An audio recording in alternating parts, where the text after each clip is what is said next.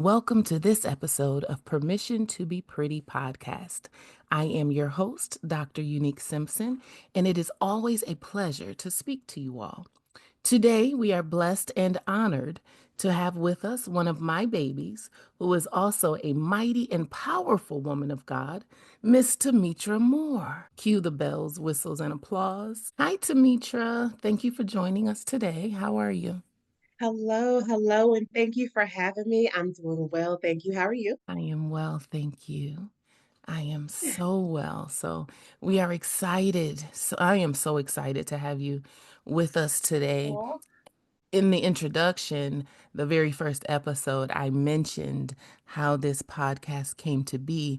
And so I want to let our listeners know that you are the young lady that I was speaking about, that you are a very intricate part of this conversation and the birth of this podcast. So I just want to tell you publicly that I honor you and I appreciate you. Thank you so very much for the idea and for Aw. being so transparent, which is what led to this. Yes, thank you. And I'm just honored to be a part of this and to be used in any kind of way. And just how it all came together is just nothing but God. And it's such a blessing. So thank you. Of course, of course. So, we are going to continue with our discussion about power and being powerful, giving ourselves permission to be powerful. And so, I want to ask you a question. I Mhm. know that you listened to the last episode, and I want to ask you, how have you given yourself permission to be powerful, or are you still learning how? That's a good question. I am still in my process, but I have been giving myself permission to be powerful, permission to just show up being myself unapologetically. And it took a lot for me to get to that place. Permission to shine, permission to just simply be, even getting more comfortable in my own skin, showing up the way I want to show up, not being fearful of the opinions of others. And so it's definitely been a journey. I'll say I'm still growing into it, but I can truly say today that I've given myself the permission and it feels so good, so freeing. I'm sure it does. I like that you said that you are still in your process. So you're still learning, right? Yes. Yeah, I like that. I think I said it previously, but it is a process. We must consistently give ourselves permission. It's not a one and done thing. Would you agree? I absolutely agree. I have to like constantly remind myself because sometimes I go back into the old way of thinking and I have to give myself a quick like come on, let's come back over here because you've come too far. And I'll like talk to myself like that and I'll just kind of snap out of it. So it's definitely a constant thing. I have to remind myself, check myself when I see myself creeping into that old behavior mindset. Right. What do you think contributes to that? Do you, well, I would say that as our audience changes, right? And I don't mean that we're always publicly speaking, but I just mean as our atmospheres change.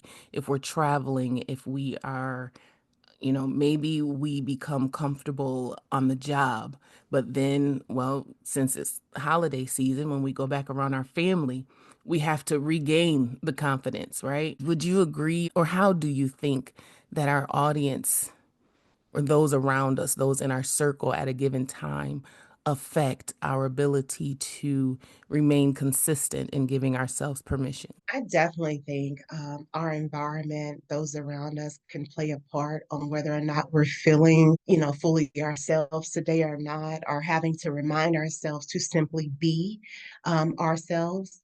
I've personally experienced growth in certain aspects, such as on the job or in certain segments, but maybe over here, I'm still dealing with some things from my childhood. So then I have to go back and assess some things and kind of clear my head and ask God to just help me in this area.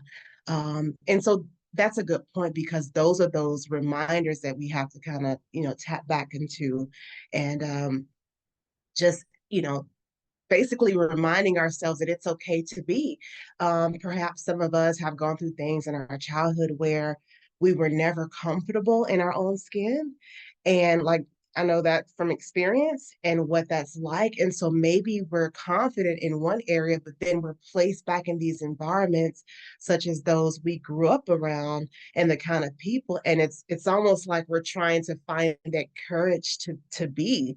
And the thing is that's okay if that's where we are. It's just the knowing I'm powerful, knowing that I've given myself permission to be powerful doesn't mean that I have to show up perfect in every aspect.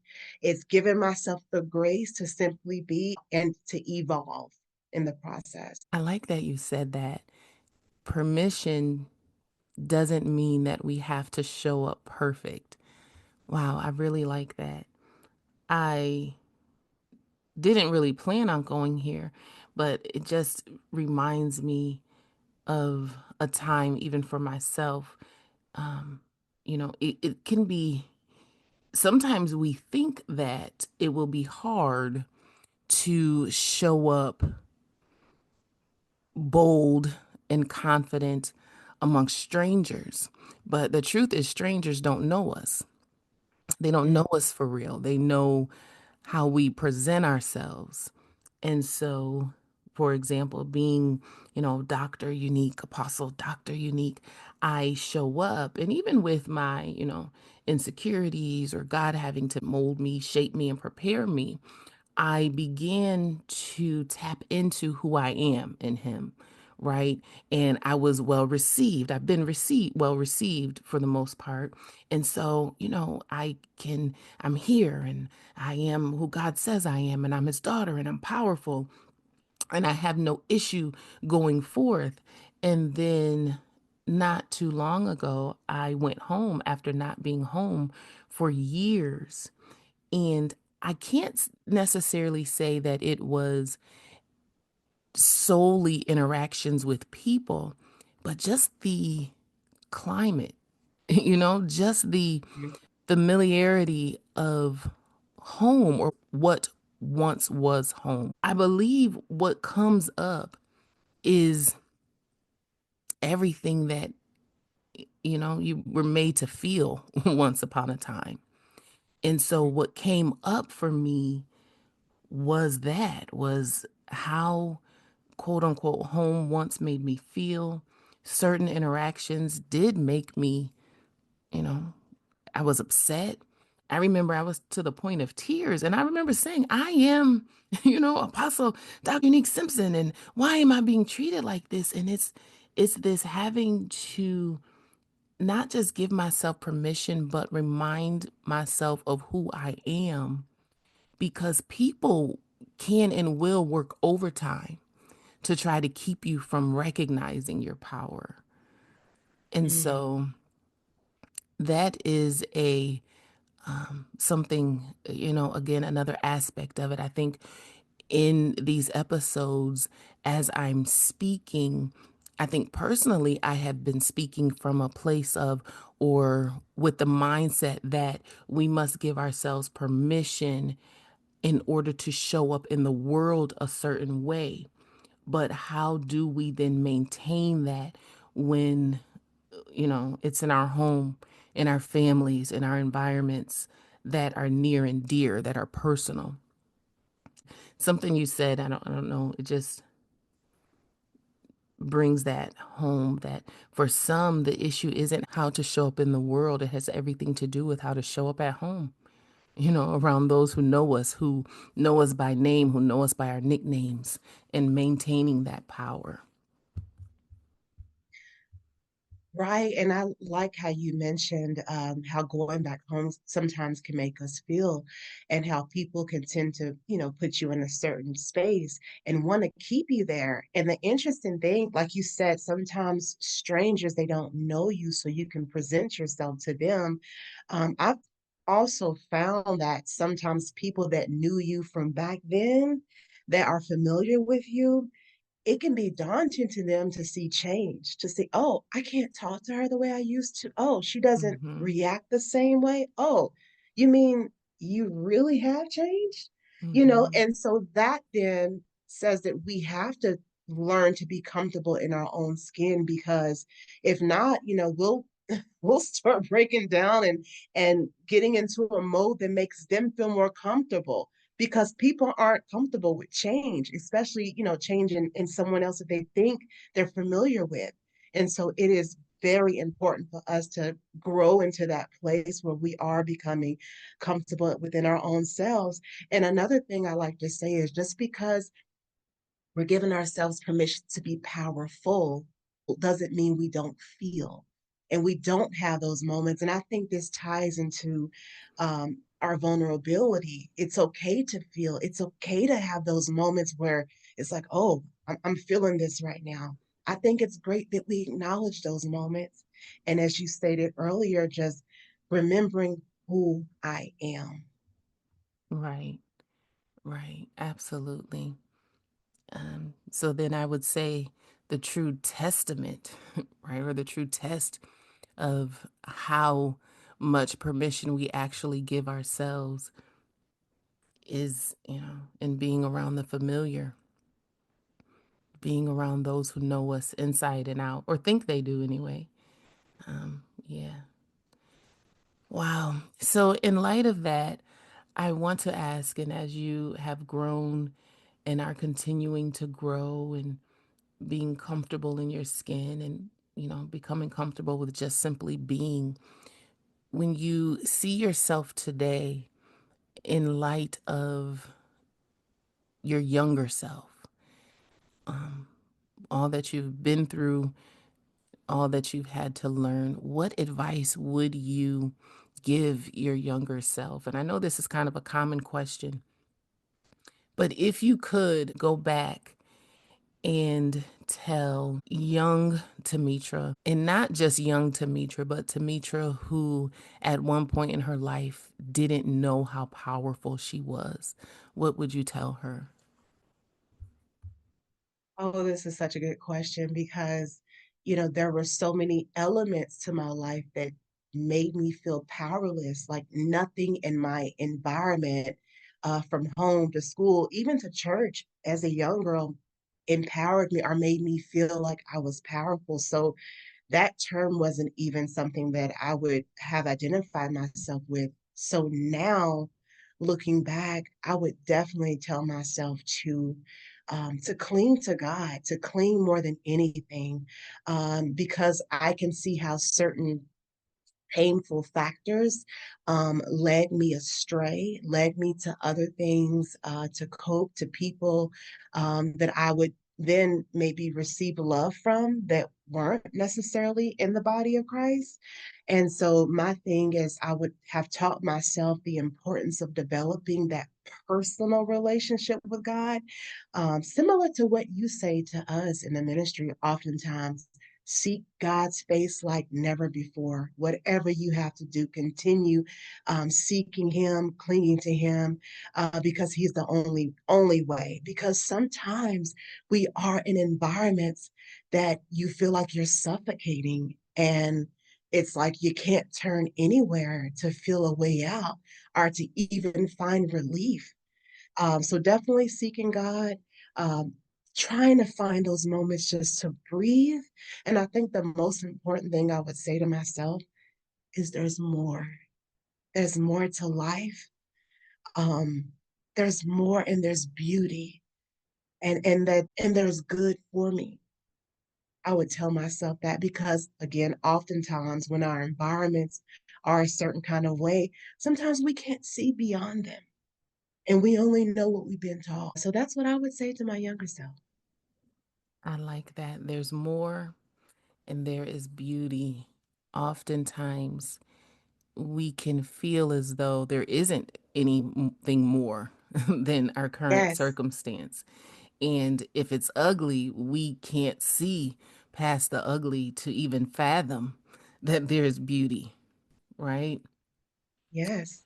Yeah, that's That's good. As simple as it is, it's actually so powerful. Um, for anyone, someone listening, where you are is not the end. And no Mm, matter how ugly it looks, there is beauty. We just have to keep living. yes. Just keep going, keep living, keep going. It makes me think, and I want you to tell me, what do you think about this? And everyone doesn't know me, but we are very non-traditional um, ministry, but and we often discuss ways or untruths, right, that we believed or were told and believed as we, you know, embarked on our journey with God. And I just had a thought. You said, you would tell yourself to cling to God. I don't remember receiving salvation, going to church week after week, and actually being told that I was powerful. Mm, I was told that God was powerful and that he was, the end all and be all, which of course he is, that I had to cling to him, that I had to, pray and study, and that I had to do all of these things to be in his good graces. But I don't remember being taught that I had any power. I was taught that this is the way. This is the way to make it into heaven. And perhaps the leader had power and, they were the end all and be all, and they were the pastor was the one who I had to listen to. But essentially, what I'm saying is my journey and everything that I learned was more about, now that you have accepted Christ, this is what you have to do to make it into heaven. And who I am fully in him as an heir with Christ and having power and being who he's created me to be, that was left out of the narrative. I don't remember tapping into or even being made aware of my power until I got in his face, mm, until I clung to him for real. yes. And he dismantled everything for me that I was ever taught or told about him. And because of that, so much that I went through, and I kept trying to understand it. He would speak and all hell would break loose. He would tell me this and this is going to happen and nothing would. And I didn't know then that he was showing me that I had power, that he was teaching me, that he was teaching me how to tap into it. I remember there were different things that I had gone through, and I kept thinking other people were great, right? Great men and women of God. And as God began dealing with me and raising me up and growing me up, I began to realize, oh, so and so they don't have what I thought they had, what I thought they had. And I remember a friend of mine saying, because I would speak so highly about other people or think, well, if so and so does this, then they will be such a blessing to my life and in my life. And I had a friend of mine who used to say, you keep thinking that it's other people, it's you. It's you. You're the one with the power. You're the one with that God is going to use. You're the one that God is called. And I did not understand that. And not just because I had, insecurities because of my own life experiences, but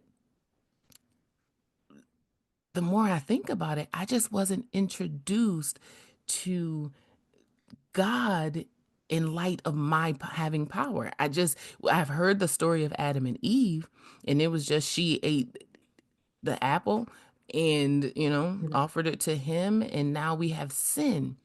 It was never, for example, the kingdom message, the message of power and dominion. That was not imparted into me early in my walk. I don't know about you, and I don't know about your experience, but the more I think about it, power was something I had to learn, not just, you know, it was something that I had to learn as I climbed up in his lap and got in his face. I just kept thinking, God, you can do this. You can do that. You are God. You are powerful. You this, you that, do this, do that. And he's taken me on a journey of showing me, no, baby, you are powerful. You have power too, because you are mine. So I don't know if you can attest to that at all, but again, as we're Absolutely. talking, yeah. Yes, my experience was very similar. I didn't grow up understanding that I hold power. I mean, the only thing I felt that I was in control of in church was to make sure I don't sin, and half the time people couldn't figure that part out, you know. Yeah. And so that was as far as it would go, as far as in my own power. But it was always outward. It was always God is so powerful. And the extent of my relationship, I'd say early on, childhood to teen, was more of a fear based. And I'm Mm-hmm. not just saying the reverential awe, that kind of Mm-hmm. fear of God, but it was more of like, you better not mess up or else you better not. So that's what I felt growing up. So then what happens when I mess up? Mm-hmm. I'm like Adam Adam, where are you? Like, I'm gone, Mm-hmm. because of shame, because of all the guilt and everything that I would just feel. I felt disconnected. But then I'm going to fast forward a little bit into this ministry and the things I've learned in the segment we had called Coming Out of Hiding. Mm-hmm. And it allowed me to understand what it is to have relationship, because we always think we have relationship with God. Even when Mm-hmm. we're like hard in sin, like really just out there intentionally sinning, like God knows my heart, right? That's Mm-hmm. relationship. But then fast forward, we think we get a little deeper and it's like, oh yeah, I got a relationship with God. You can't tell me about going to church or ministry or whatever. And then we grow a little bit more. And so now in this ministry, it's not a showmanship kind of thing. It's literally me being my authentic self, being my vulnerable self, opening up. And from there, relationship then takes place. Mm-hmm. And so that's then me allowing myself to say, wait a second, I can give myself permission to be powerful too, because my father says I am. And I now understand it's not even about me as far as my own abilities. Now I have the understanding it's all him. Mm-hmm. Been so many times in this ministry where I've been called upon to do something or to speak or to say something when early on, I mean, that wasn't comfortable to me, Mm-hmm. you know, Mm-hmm. but I had to learn. God was teaching me something, that it's not about me or my own capabilities. It is fully leaning and relying on him, trusting him to have his way, and then he would show up. And then I Right. started seeing a strength over time. And so that then, along with relationship, me being open and vulnerable with him, is what allows me to say, wow, I have permission to be powerful. I receive it. I not only say it, but I actually believe it.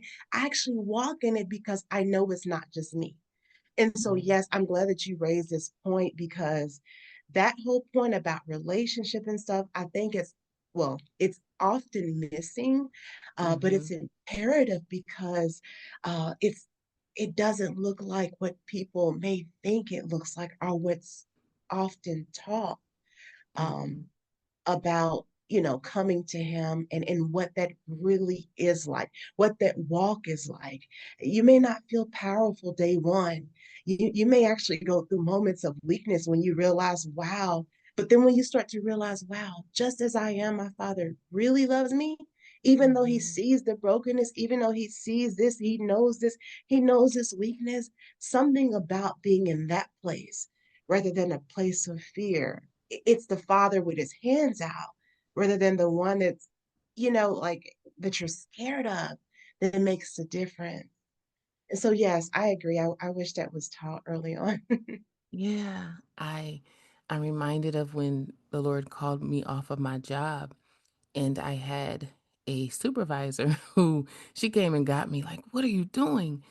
And I remember saying to her, I just believe God. God told me it's time to go and I believe him. Like I don't know if you believe him like I do. I believe God can do anything. I believe that he can just pick up this building and move it to the other side Yes. of the road if he wants to. And she's like, "Well, yeah, I do too, but," and I just at the time, right? To me, I just had this faith. God, I believe God can do anything.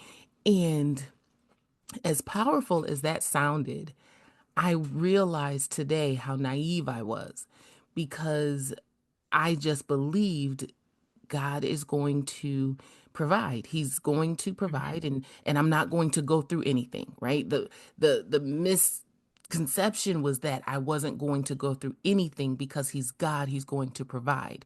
And so, yes, he absolutely provided. He has continued to over the years, but I had no idea what I was getting ready to go through. I had zero idea of what the process was going to look like. I My naivety was that he's God and he's going to do what he said, which would then make it easy for me. And Mm, I look back on the process, even processes I'm still going through, and I realize, oh, he was making me, molding me. He was showing me, you believe in me. So it's like, it's as if he said, I know that you trust me and you believe in me. So now I can call you off the job because of your belief in me, because of your faith in me. But now I have to teach you to have faith in you. Now I have to teach you that you have power, that you are strong, that you are built for it. And so much of it, so many of my tears, so much of my tantrums, God, why have you forsaken me? And he kept saying, I'm right here. I haven't left you. I haven't forsaken you. It's taken me years to realize, oh, wait a minute. He was really teaching me, showing me me. So mm, it's good, our belief in him, our relationship builds confidence for us in him, and then he says, okay, now I'm gonna build your confidence in you. Man, mm, I wish I knew that. I wish I knew that. Hmm. It might have made the process easier because I didn't know what he was doing. Sometimes I just thought he was cruel. It was just, but you're God. You could do anything. You could do all things. Why aren't you fixing this? It's that. When it's like, what do you mean? You're not gonna fix this. You're not. He says, I need to show you, or I'm not going to rescue you. And he says, I have to show you who you are. I was watching a documentary the other day. I love documentaries. And the gentleman was talking about a turtle and how the turtle has to make it from land into the water. And that, I guess it's a young turtle. And it's not for anyone to come and rescue the turtle and pick them up and just put them in the water. They have to make it there. They have to make the journey. And in order to do so, they have to find their legs. And in finding their legs and learning how to walk and how to make the trek, then when they enter into the water, now they can swim. If they can't find their legs, then they won't be able to survive in the water. And that's what it reminds me of. We come into this, we're born again, right? As believers, and We accept Christ and we come to know God. But then I guess it's that part that no one tells us, that we have to find our legs. We have to find our power. We have to, and only God can take us through the necessary processes to make, mold us, and shape us so that we can do just that. Ooh, that's the stretching. I'm thinking of that little turtle going through the stretching Yeah. process. Yeah. And I love when you were just talking about, you're I just imagine a baby with their hands up saying, Father, you're not going to get me. Like you said, you're not going to rescue me. And it's Mm-hmm. like the thought of the loving father is the baby crying with the hands up saying, pick me, get me up. And the father comes, with his arms and picks up the baby. That looks like the loving image. But our Mm-hmm. father will stretch us. We Mm-hmm. will go through those times, but it's so interesting because it's like as we start to mature, we start looking back and we can see that it's for our good, but it's not comfortable when you're going through it. It is so Mm-mm. uncomfortable. It's the things he's working on within us. It's sometimes the people that's getting cut off. It's so sometimes the seasons of literally being alone. It is Mm-hmm. not comfortable at all. Definitely to our flesh, but it's for our good. And again, we can look back and see it and we're like, wow, Dad, you did that. Okay, Yeah. all right, God, you got this. You got the wheel. It's like Yeah. we grow into that. We grow. It's like He teaches us surrender. He Mm-hmm. teaches us every process. He teaches us along the way, and that's the beauty of relationship. And as we grow, we're no longer that baby on the floor with our hands up saying, get me. We Mm-hmm. now put our hands down, we fold our arms, we become content. Mm-hmm. We learn to Mm-hmm. rest, to chill, but Yeah. it's definitely a process. So I'm glad you brought that up. Yeah. I'm also learning that there is power in so many things. There's power in our silence. I used to be such a fighter, and now, I'm silent. There, God has had to teach me that there's power in that. I used to, even that, like you said, wanting Him to pick us up, wanting Him to fix everything, or even just wanting to vent, right? Mhm. Thinking that I need someone I can tell. I need to be able to tell someone what they did to me, how I'm feeling, and vent and cry and scream, and God will put you in a place where all you have is Him. All you have is Him, and realizing there's power in that. There's power in knowing when to be silent, when to speak, in holding the things that you go through, close to your chest sometimes, and simply just trusting God. There's power in trusting God with our situations, with our circumstances, because sometimes we can simply hinder progress by putting our mouth on something, right? And God says, I got it. You just have to leave it alone. Let go, and let me for real, not just say it because it sounds good, but in letting go and letting God. So there's power I have found in so many different things, so many instructions and guidance that we receive from Him, because God is wise.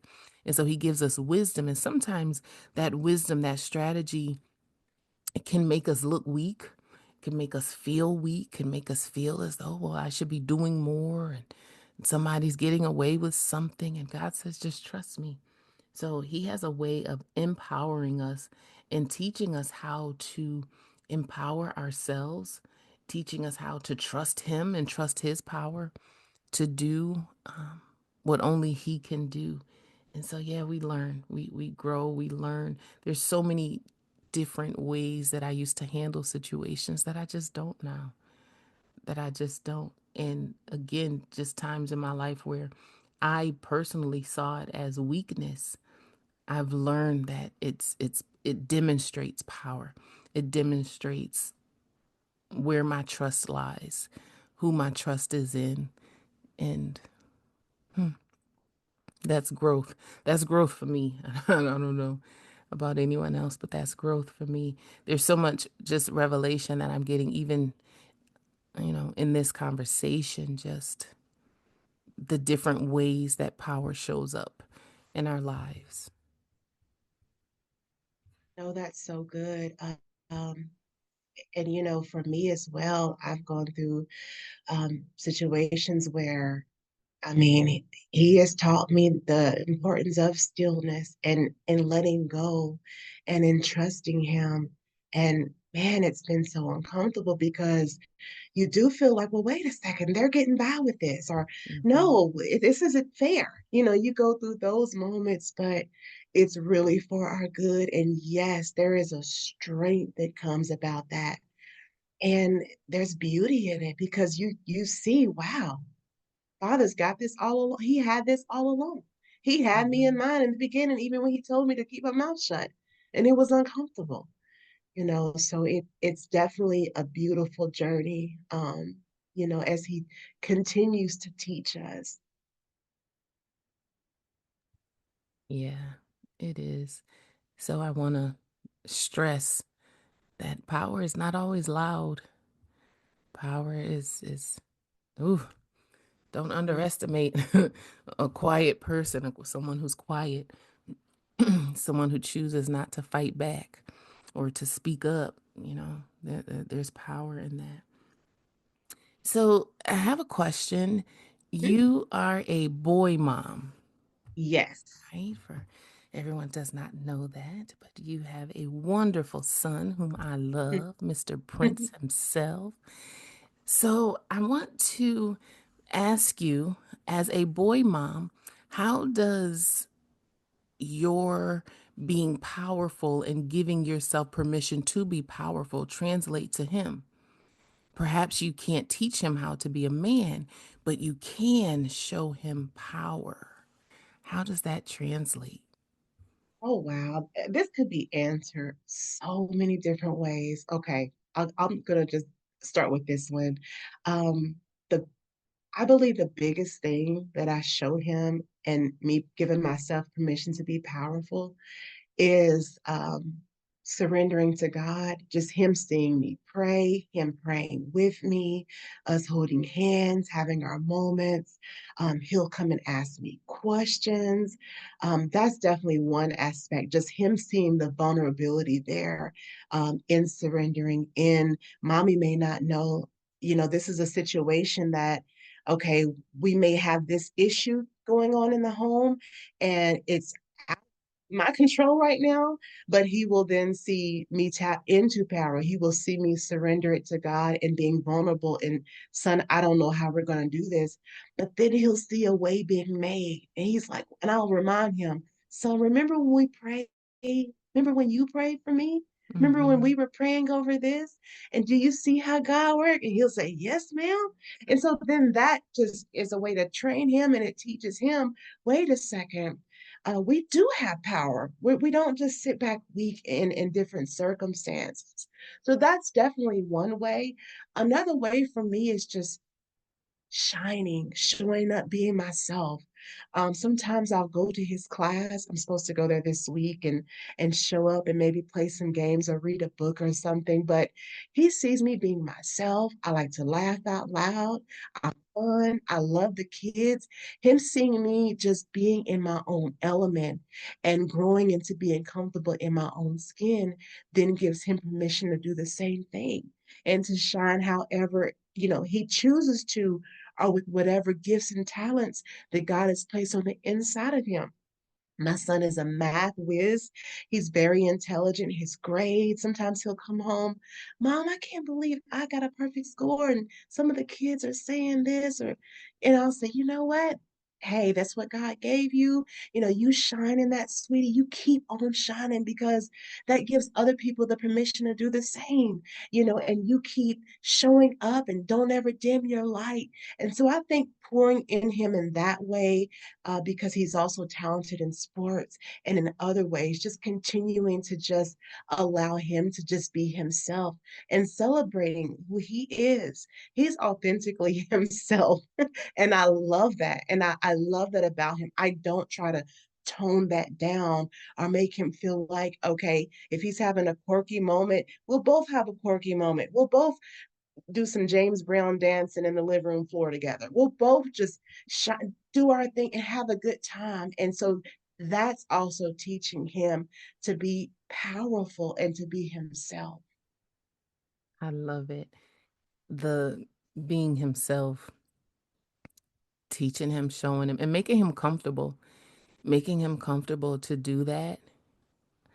We were talking earlier about, showing up in different environments. I also have one son, and we we had just moved back to New York from North Carolina. So in North Carolina, we were probably in like a suburban area, and he didn't experience too much, right? Or I think maybe a couple of times there were some incidents with some kids outside, but nothing major, nothing major, nothing too memorable.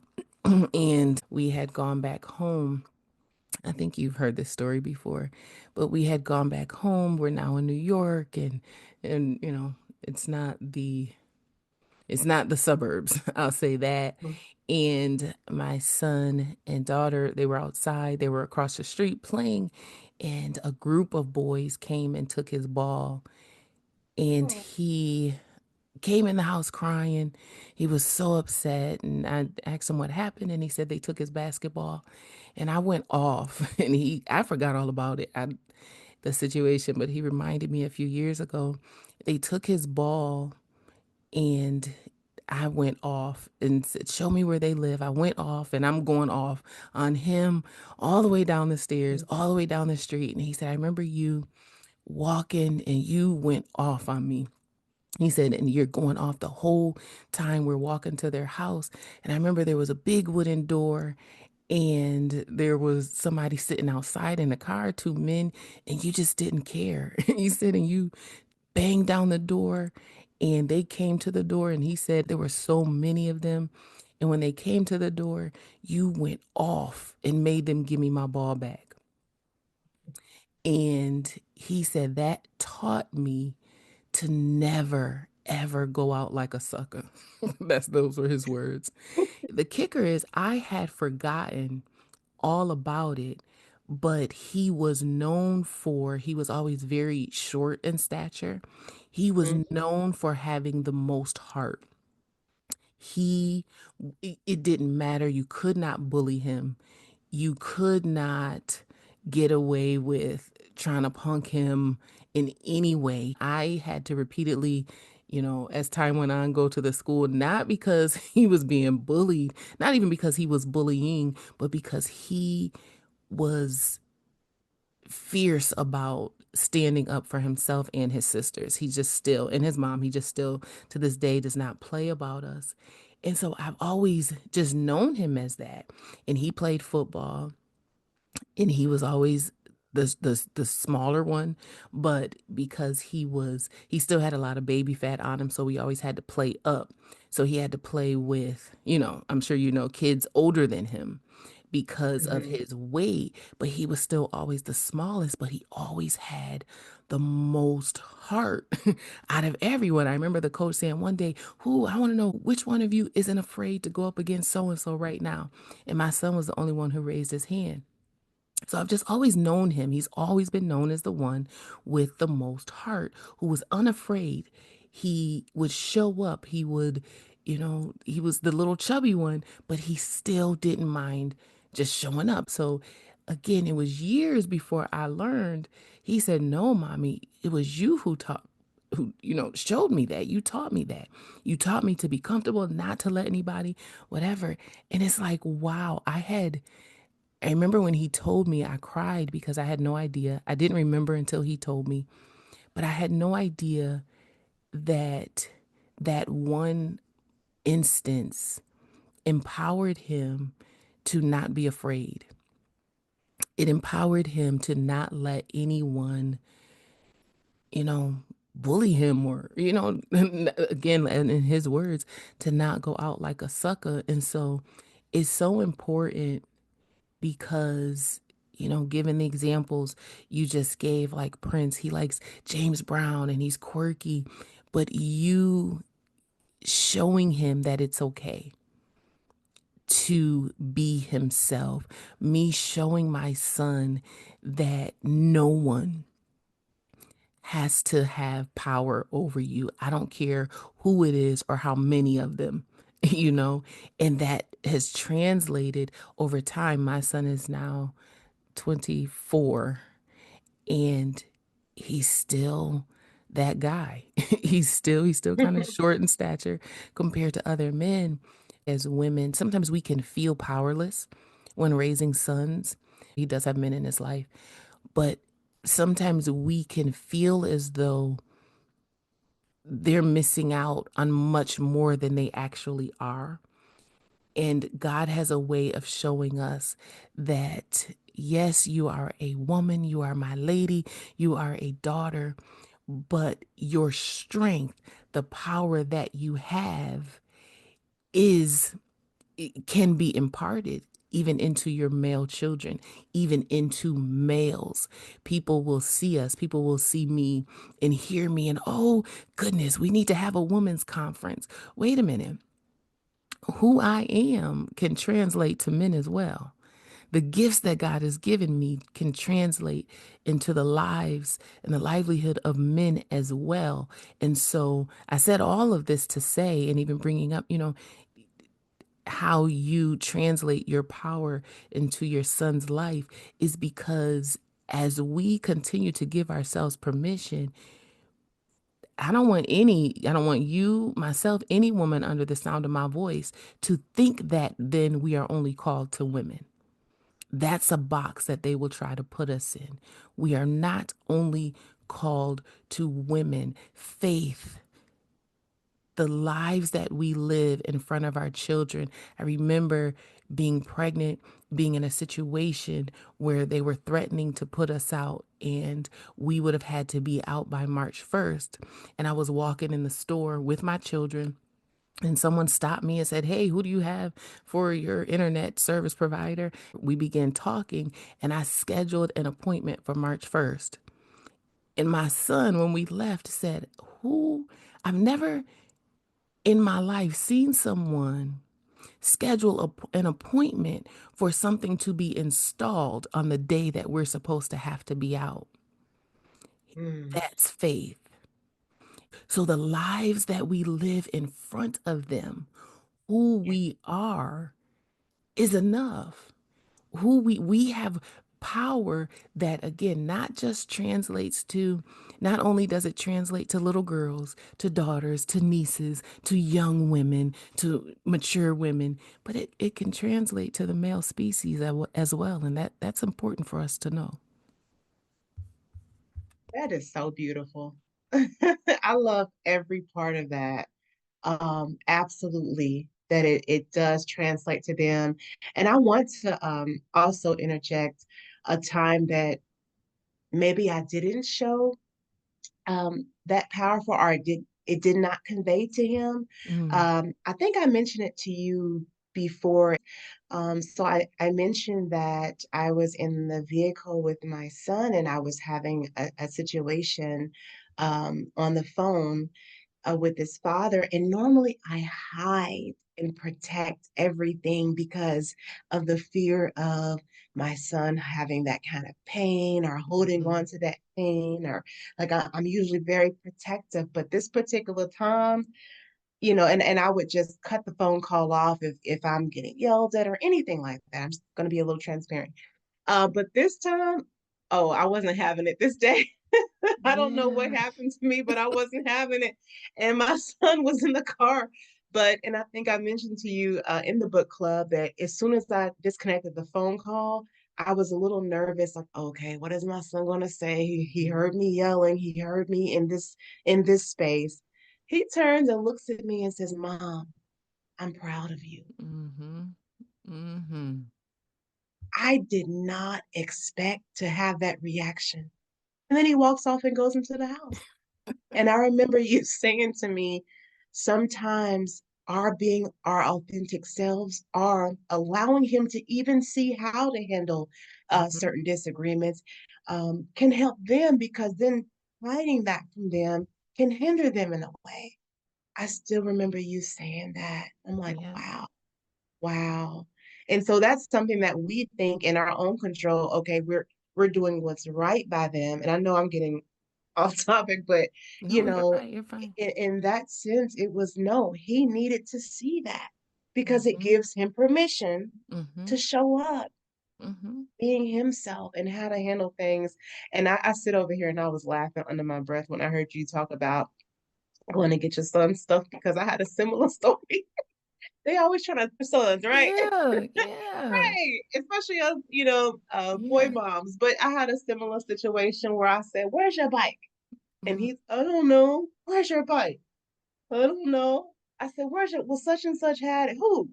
Man, I marched down the street. I didn't knock. I went into the yard, saw it, grabbed like what, Yeah. closed the gate behind me and walked off and told him, no, don't let that happen again. Yeah. And it was eye-opening for him too. He's like, oh, Yeah. okay.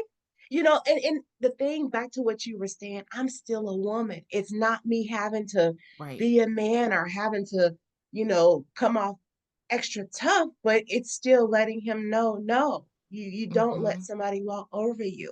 And so it's still finding a way to convey that to them and to let them know, no, you have power. You don't have to let that happen.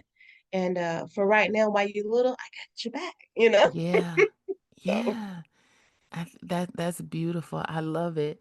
Um, there's so much that we can teach them. Even in that, we're teaching them yes, protection. We're teaching yes, them, and I want to be clear. We're not saying we're trying to teach them to fight, but we are teaching them to stand up for themselves and to be strong. They see us, and it's like, man, if she could do that, and she would do it for me.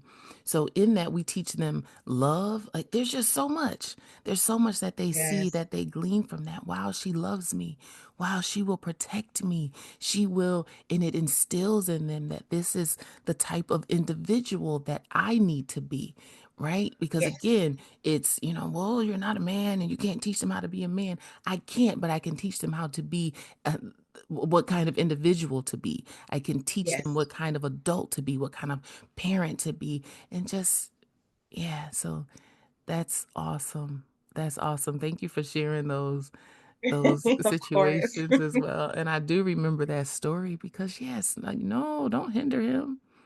Don't Yes, hinder him. And also, you don't want him to think either that he can grow up and talk to a woman any old kind of way and she be silent, that she's that supposed to be part. silent, right? And then when she, fly back at him, he like, wait a minute, I watched my mother be silent. You're supposed to be silent. No, no. So there's so That's much. good. That is so good. Yes. Yeah, there's so much that that goes with that. So we teach them, the how to respectfully display power as well, because sometimes men can enter into situations thinking or acting as if they lord over you, and so that's what he sees. There's so much that I can see that he took from that situation, that okay, he called himself, exerting his power over her, but she stood up for herself. Okay, so that's an interact. He's supposed to see how that works. He's supposed to see how that works so he can know to respect his woman, as he grows. So that's good. That's really good. Well, I have thoroughly enjoyed this discussion. I hope that you have as I well. have too. I didn't know how this was going to go. I think I Mm-hmm. mentioned that earlier, but I'm so honored just to be here and what's taking place with this podcast. And, I'm just so grateful to you for having me on here.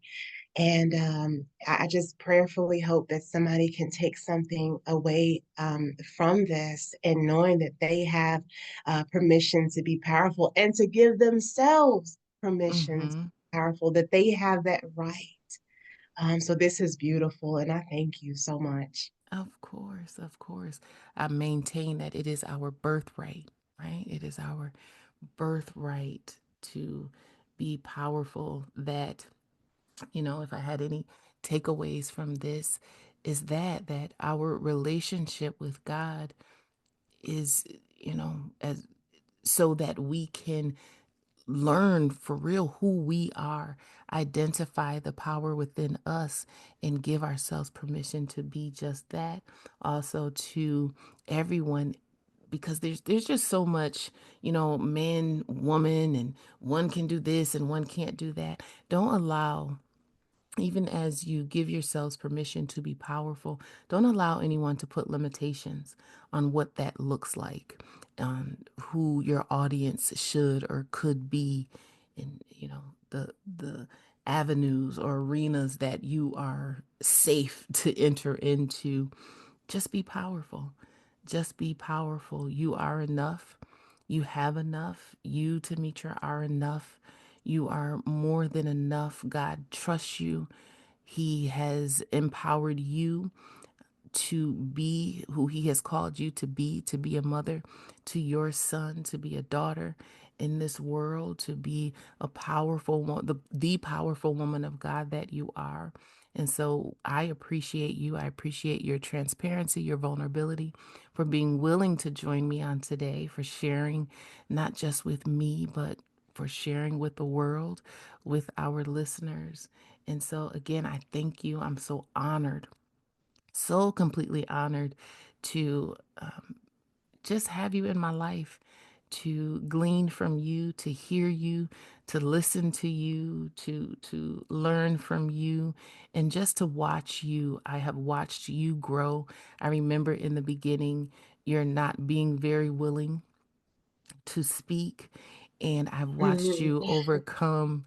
Man, I've watched you overcome, and just your vulnerability, um, even just learning that, and we'll talk about it. So, of course, I'll have you back on because we want to talk about transparency, but realizing and understanding that transparency is a gift, and you're being willing to share your gift with me and with others. I'm just so honored. I thank God that you continually tap into the powerful woman that you are. And so, again, I'm honored. You are forever my baby. I'm so grateful to Aw. have you in my life and to be in yours. I thank God that you trust me. I'm just, again, just so honored. So honored. I must honor, I cannot leave without honoring your mother, Miss Reverend Linda Yes. Moore, and your father.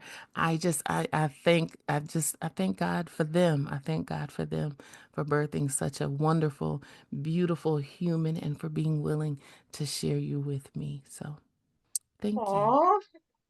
I love you so much, and I thank you. Thank you as well. You got to let me tear up at the end of the segment. Oh This was man. wonderful. Thank you for having me It again. was. I look forward to future discussions. So you Yes. may have to be a regular because this is good. Your Uh-oh. answers, you open up some things like, wait a minute, I didn't think about this.